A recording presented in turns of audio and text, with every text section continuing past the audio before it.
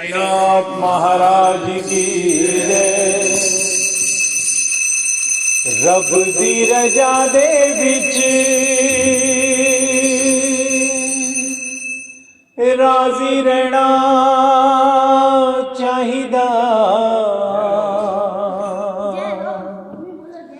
मथे दियां लीकां नाल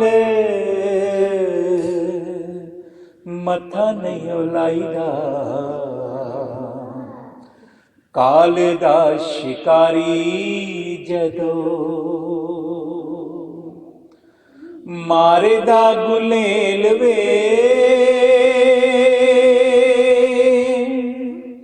बुझ जांदे दिए जदों